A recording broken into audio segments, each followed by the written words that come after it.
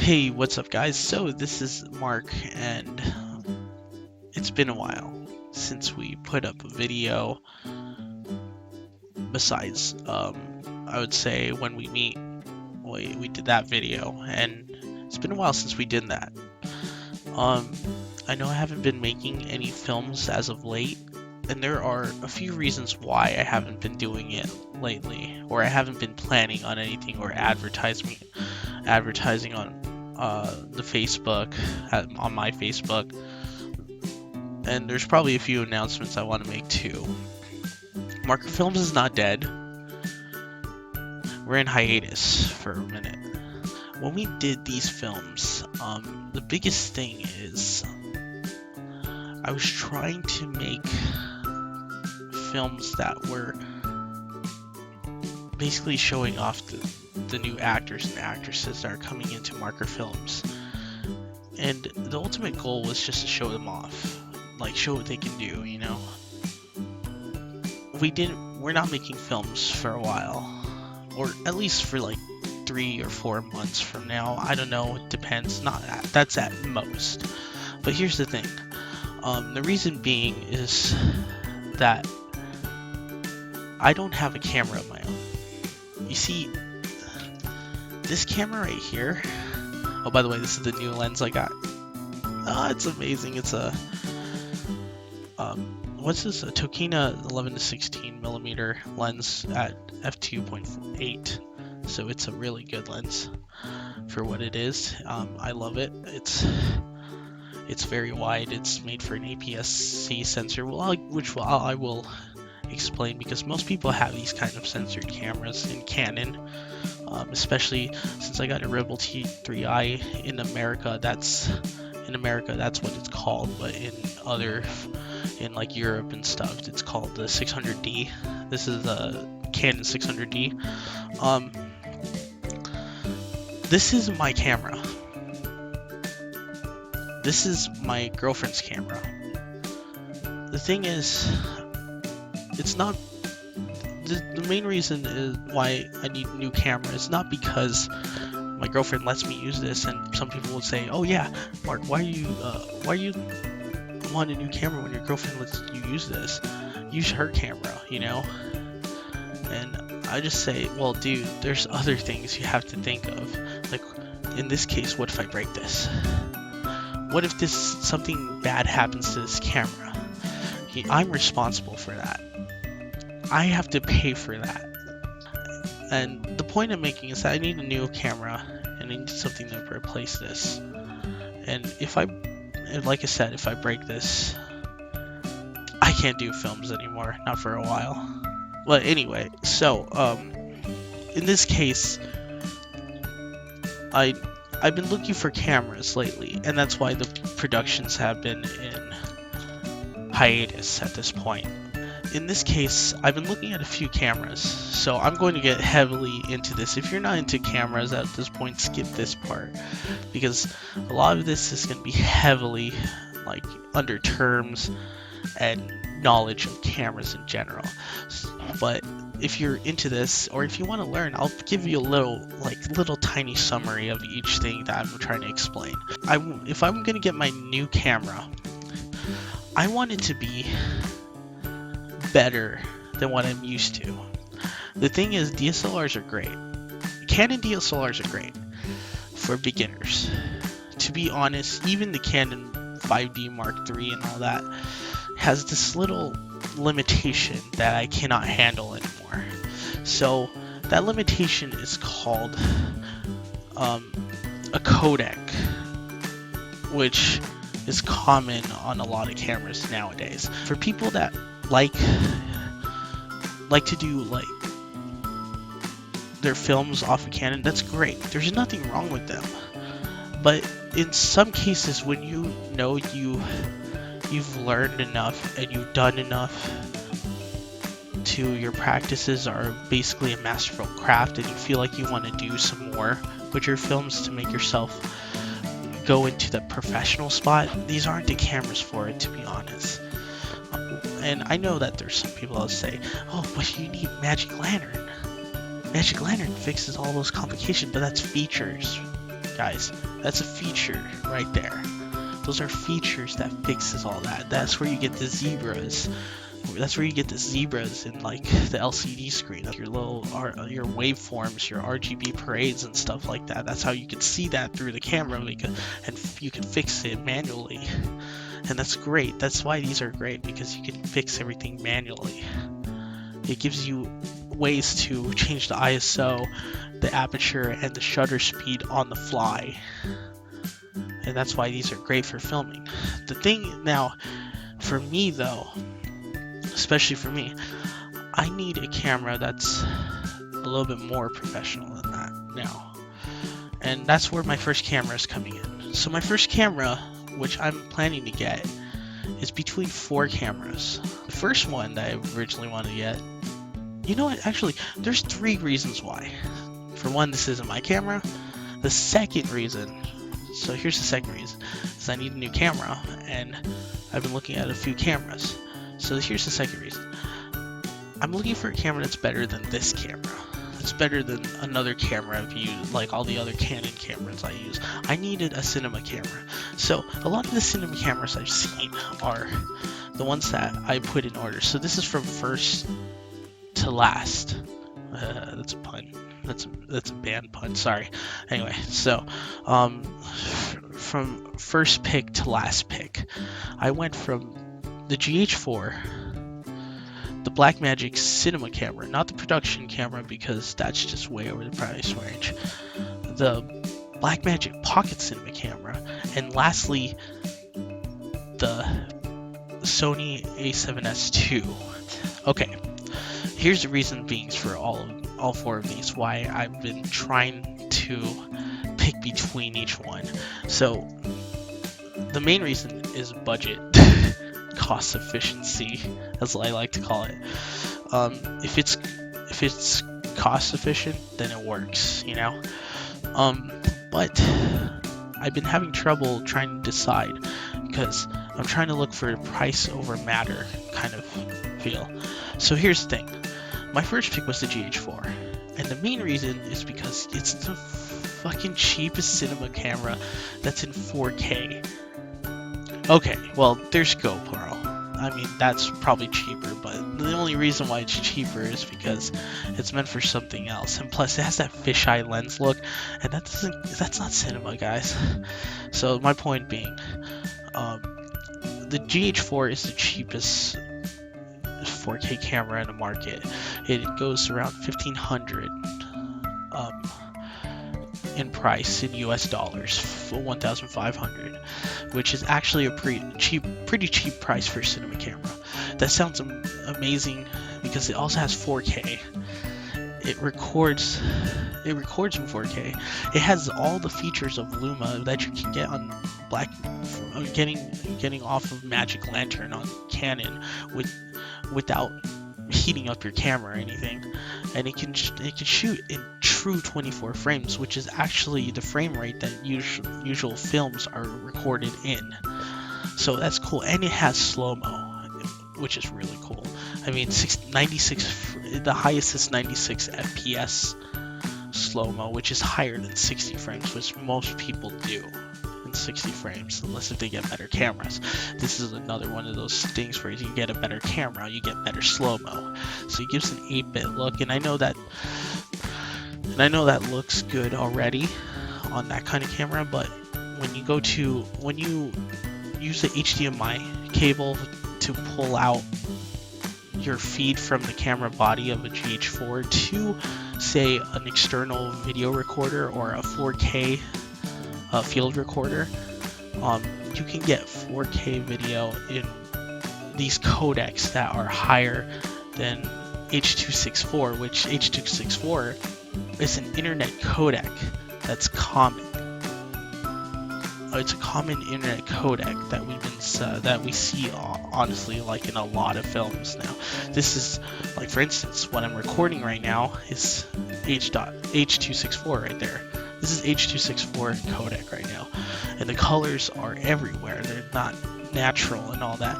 So here's the thing, which you can make it, but that's where features come in again. But here's the thing, I'm going to get you in with ProRes, DNX, and RAW codecs. So ProRes and DNX are just like H.264, are compressed codecs that gives off a color palette of a higher dynamic range of color. But in some cases, sometimes when you have like extreme lighting, or if you have extreme lights and extreme darks in your image, it's really noticeable when you have the H.264 codec, because it's peaking at those moments. Well, when you have ProRes and DNX HD as your codecs, it has forgiveness in a way, because even if you peak, you can always bring back the light. Like, see that light right there from the windows? That's way too bright. That's overexposed beyond anything. But if you had like a codec like ProRes or DNX HD, it would be less. You can actually bring back the light in the background a little more. Hell, if you have RAW, which is uncompressed footage, that can go way down and you can see what's outside actually, which that sounds pretty cool, right? So that's what I needed. I needed something with ProRes and all that, which the GH4 can do it externally into a recorder, an external recorder, which is cool. Only problem about all this, that was the good things about the GH4. Here's the bad things. So it's $1,500, and this is where the price kills me, right here. It goes by this sensor, which is a Micro Four Thirds sensor, and it has a mount that's a Micro Four Thirds mount, which is a lot smaller mount than this mount. If I were to take this lens off, it's smaller than this mount. So that's the mounts that is able to put like these kind of Canon cameras or EF mount cameras onto cameras like those. You need an adapter for that, because Micro Four Thirds is like a way smaller circle and a way different kind of mount to twist in. So you get this an adapter, right?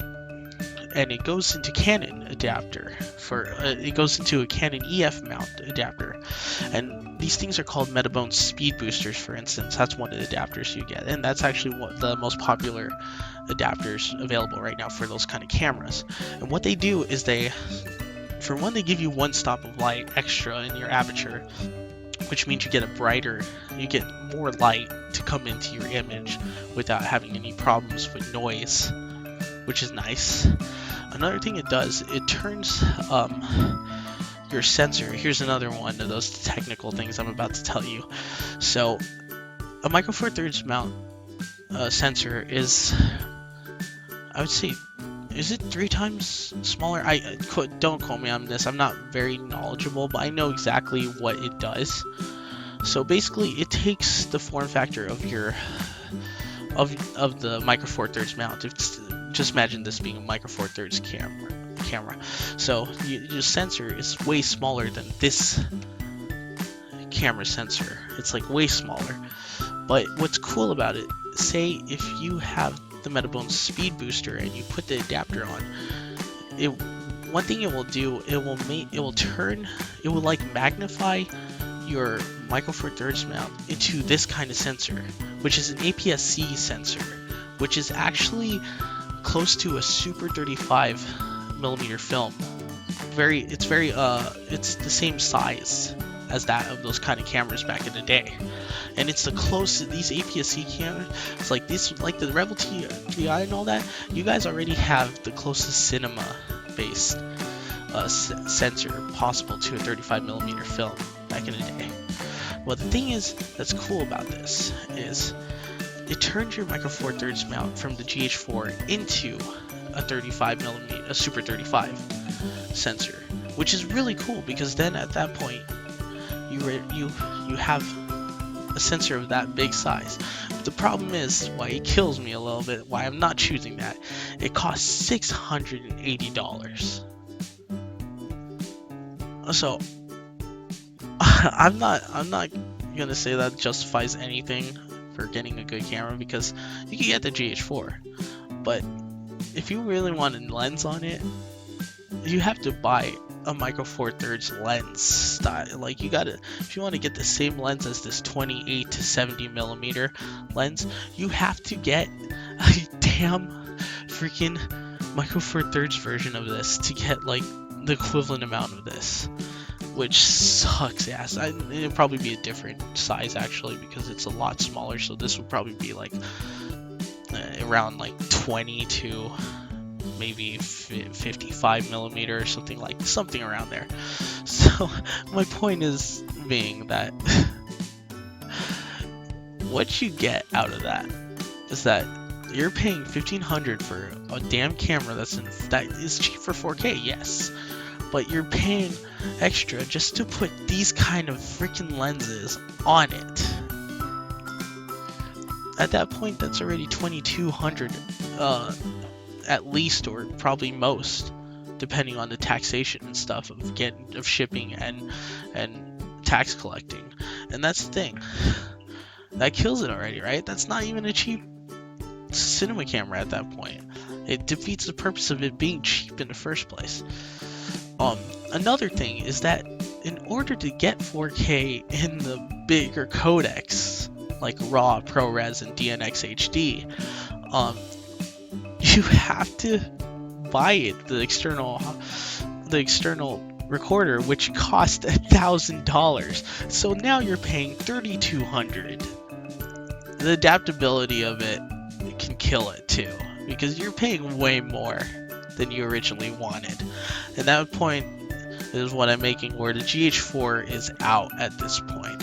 And the another biggest thing that I didn't want it just like these Canon cameras, it records in H.264. Oh, and just to let you guys know, if you're gonna start saying like, why aren't you thinking of the C100 or the C300 by Canon and all that, and the C500, I'm going to say this to you guys right now.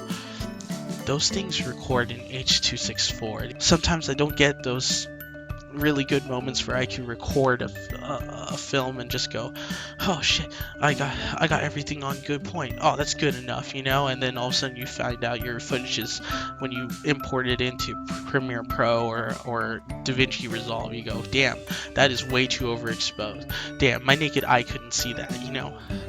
And that's where you can't fix that well anymore, and it causes too many like color imbalances when you try to color correct and color grade, and you end up with a film called When We Meet. Is that a good one? Was that funny? Okay, nobody thought it was funny. But point being is that you need to fix those problems.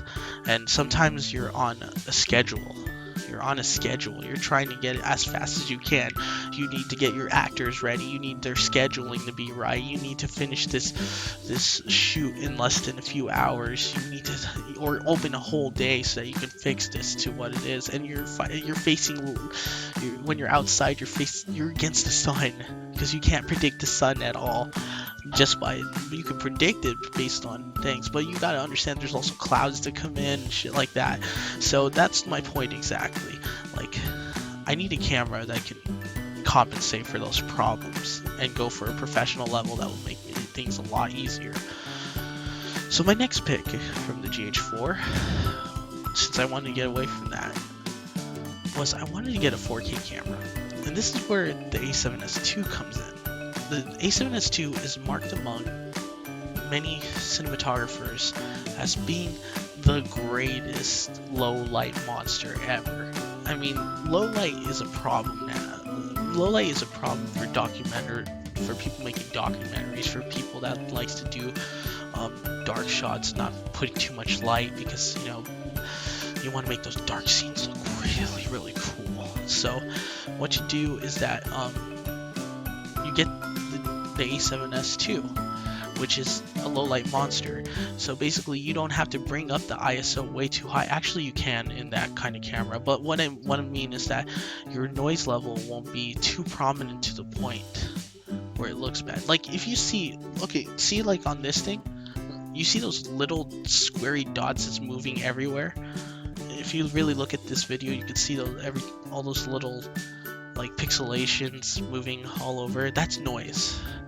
The only reason why it looks like that on this way is because, like I said, this camera I'm using is a webcam, so it's not controllable in the quality, besides giving me better lighting and giving it more light, so it makes it look better in some way. But what's cool is that the A7S II doesn't have that problem. Doesn't have all those little maybe it will in some cases, but there's some things where that won't be a problem at all. And the reason being is that its sensor is great. It's one of the reasons it's a full frame sensor. What's cool about this camera, why it was my second choice at first, but I put it all the way last, is because one day I'm gonna get it, but I'm not gonna get this camera. The reason being that I wanted to get it was because for the 4K full frame sensor, which is higher than the Super 35 sensor. So that was like, wow, you know, already. So full frame is amazing, and I know that Canon guys will say Canon 5D Mark II, Mark III, they have full frames. 6D has full frames. Yeah, I know, and yeah, they're good. But here's the thing, like 4K is great, low light great. Here's the problem with the Sony A7S II that killed me. It's off of a Sony E mount. So it's another mount, a different mount. The thing is, say if I put a speed booster, which would be the best thing to put on it, it sucks, dude. Because yeah, it makes it higher than a full frame at that point. For one, you put a lens on there, yeah, it'll be brighter, but the thing is, when you put a lens on there, you're gonna see vignetting, which vignetting is like on the corners of these videos, in these 4 corners that you see, you're gonna see like dark circles. Maybe I'll put like something in post-production where you can see them, but they're gonna be dark circles that makes the edges look dark, and sometimes that looks cool for like stylistic films and all that, but you don't want that all the time. No way, you don't want that all the time. That's stylistic, and that's the thing. Once you put that, you're always going to have that problem. So in the end, you're going to have to, if you don't want those vignetting problems, you have to take off the speed booster, which you can't use your Canon lenses anymore because you can't mount it on that damn thing. So you're going to have to buy new lenses. You're going to have to buy Sony E lenses. Sony or Panasonic. No, Sony, sorry. Sony E mount lenses, which you have to buy them again. They're like $600 for the same type of lens that you already have again. So it's like, what's the point? And it sucks, to be honest. So that's why it killed me. And I don't want that pulling me back and making me want to spend even more money, which cost my budget to go high again. So after that, I stopped that. The other one, and so here's the last two. I was either going for the cinema camera or the pocket cinema camera. Now, the cinema camera would have been, that was the main one I was thinking of getting. Here's the problem with the cinema camera though. The Micro Four Thirds mount version of it, at this point you probably get what I'm talking about now. The Micro Four Thirds mount, there's a version of it with a Micro Four Thirds mount. And the problem with it is that it doesn't have electronics. You see, in these lenses, in these Canon lenses, there's these little electronic pins. They're like bronze pins, or not pins, but you know, like they're meant for electronics to do, so that you can control the autofocus, right? It controls the autofocus. It controls how many millimeters you're going, if you're changing the millimeter length, like if you start twisting this, like let me unlock this, like if you're trying to go at a higher millimeter, if you go like say 50 right there, 50, it will look at that and it will tell you right on the camera. The electronics will tell you that it looks good, and then it'll also, for autofocus, it'll start moving around. So that's what's cool about that. And with the Micro Four Thirds mount version of the cinema camera, there's this problem where it doesn't have a sensor. It doesn't have those electronic sensors on it. It doesn't. So I was like, if I put a speed booster, the speed booster is able to use the electronics and stuff like that, but it won't have anything to do it off of with the camera body. So it's like, what the hell? Okay. So what's the point in having a speed booster? And the thing is, this is a Micro Four Thirds camera still. The cinema camera is still Micro Four Thirds, so if it would have been able to go into from a Super 16. Well, by the way, Micro Four Thirds is close to a Super 16 sensor, which is good for documentaries and all that. But if you want Super 35, if you had that speed booster, it would turn into a Super 35 sensor. That would have been awesome. But that didn't work for me. So I looked at the EF mount version, which is the Canon mount. They have a Canon mount version, but what sucks about that is that you're gonna use these lenses and it'll be all in Super 16, which is a crop factor that's way too croppy. I mean, it's nice for some people, but for what I'm doing for film, for short films and stuff like that, no, that's not gonna work for me. So that was a cool thing. And the thing is, the production camera is at full frame, by the way. So full frames would have been perfect. But you know how much that costs? $3,000. And it's 4K too. Yeah, some of you are thinking, wow, that's a, you know what, why don't you just settle for that? You won't have to pay for anything else. I can't make 3,000 that fast, to be honest. If anything, if anyone wants to fundraise me, you know, if I can go crowdfunding, if you guys tell me that you're gonna help me out, that'll be great. Then I could make some great stuff for you if I had the production camera. But there's the thing, I have to get the production camera. That's what kills me right there. So my last pick was the Blackmagic Pocket Cinema camera. Some people say it's not the ideal camera to get. Let's say this. What's cool about the Blackmagic Pocket Cinema camera that sold me? It has a Micro Four Thirds mount with the sensor, electronic sensors on it. Not only that, it can use a speed booster on it and turn it into a Super 35. On top of that, it records in ProRes, DNX HD in your choice. And by the way, ProRes is for Mac, DNX HD is for PC, if you wanted to know why there's a difference between them, but they're pretty much close to equivalent to each other in terms of the codec. And then it can record RAW too, which is uncompressed. At that point, I was like, wow. The only thing that kind of kills me is that it's not 4K, and that's fine with me. At this point, I'm just fine with it. No 4K, cool, done. I don't give a crap anymore.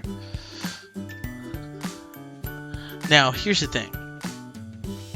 I wanted this camera, and it's only $1,000, guys. The cinema camera was around, I believe, $2,000. But you see the problems.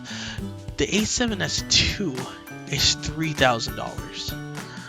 So the Blackmagic Pocket Cinema camera is only $1,000. Once you get the mount, and remember I said the GH4 is $1,500 by itself with no adapter.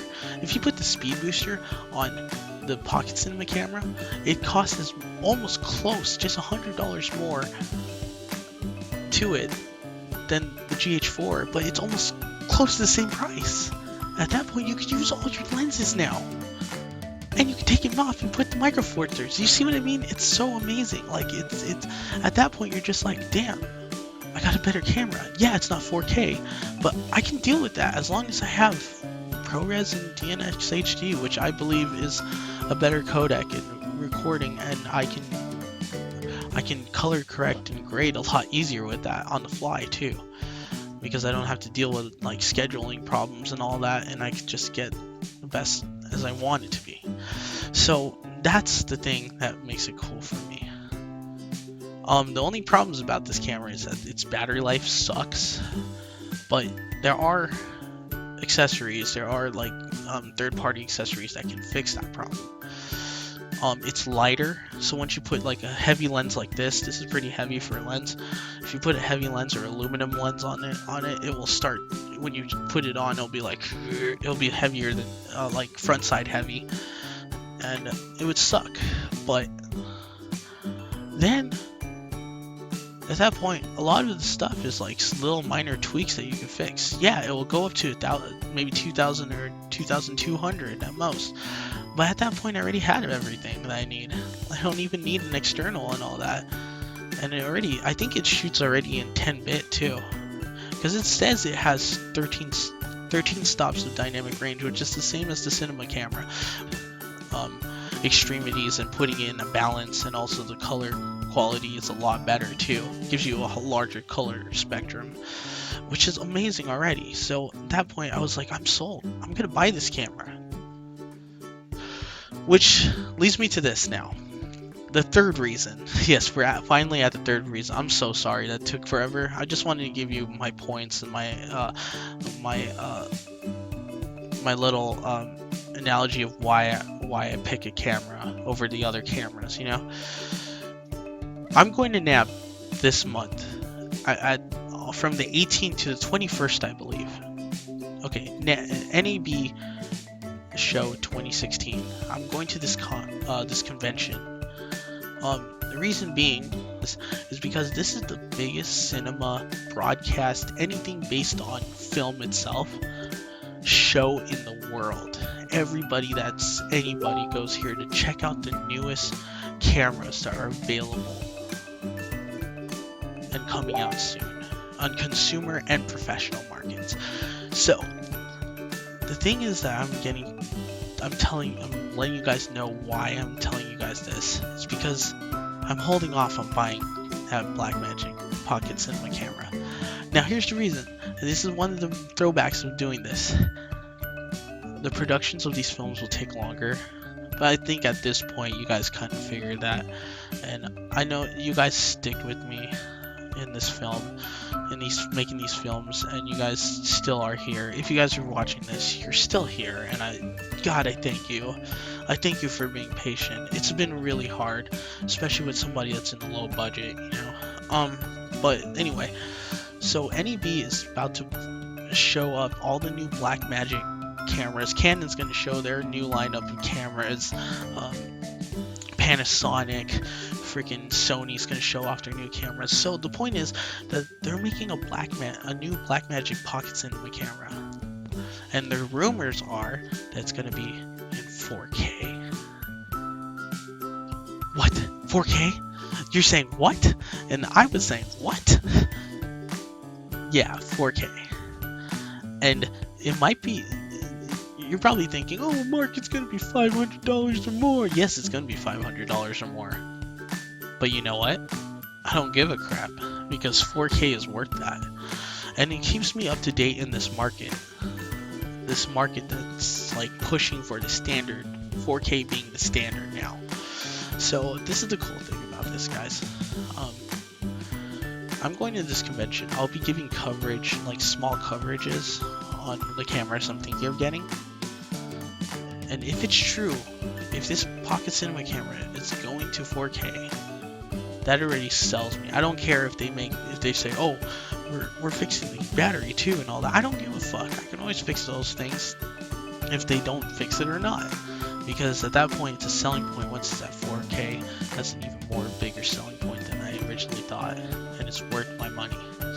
So, I know that's a really long update to let you guys know what's going on, but I want to thank you guys again for being supportive of the channel, being Markr Films, and I would just want to let you guys know what's going on, because it's been quiet lately, and I know that I was like enthused about doing all this stuff, but it's been definitely hard. One of the news I wanted to bring out to you guys is that Daquan has left Markr Films, and I wish him the best and in his endeavors, and I hope that he makes his own stuff. He has his own film thing, and I understand that he probably wants to do his own thing by now.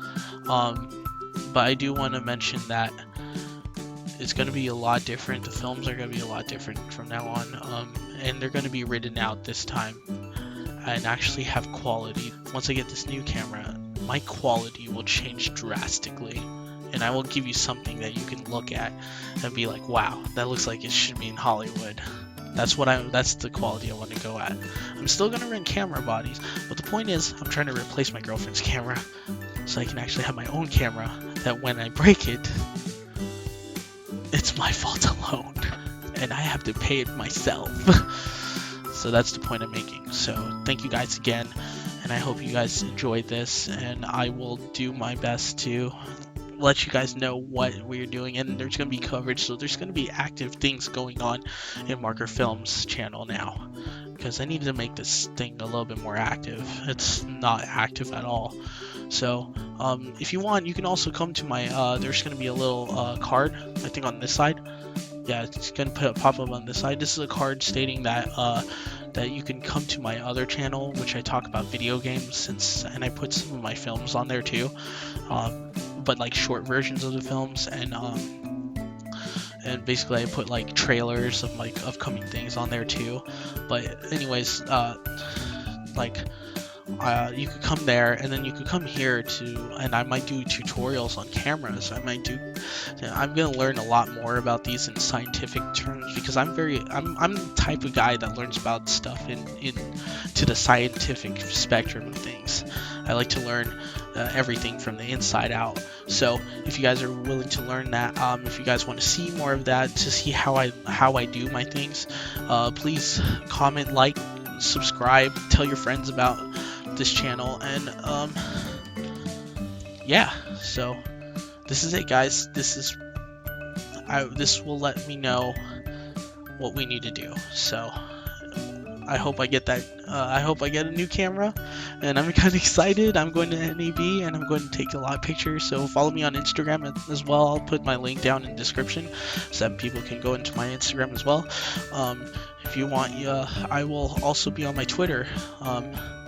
I'll be posting more stuff on my Twitter probably. I'll put the link in the description as well. And like I said, please like and subscribe if you like what you see. I'm able to go through this whole video because I know how tough that can be. And I realize I'm actually a lot better if I just act myself in front of a camera, because I was kind of worried about talking to you guys in front of a camera because I've been pretty bad at it lately, but this isn't bad. I like the webcam look, and this looks good. I mean, it also gives me like a depth of field look from this, and I'll let you guys know the different aspects of cameras and all that. Like I said, I'll make tutorials if you guys want to really know and learn about things. So thank you guys so much, and I'll see you in the next one, which is not going to be long this time, I guarantee you. Probably another video will come next week. Thank you guys again.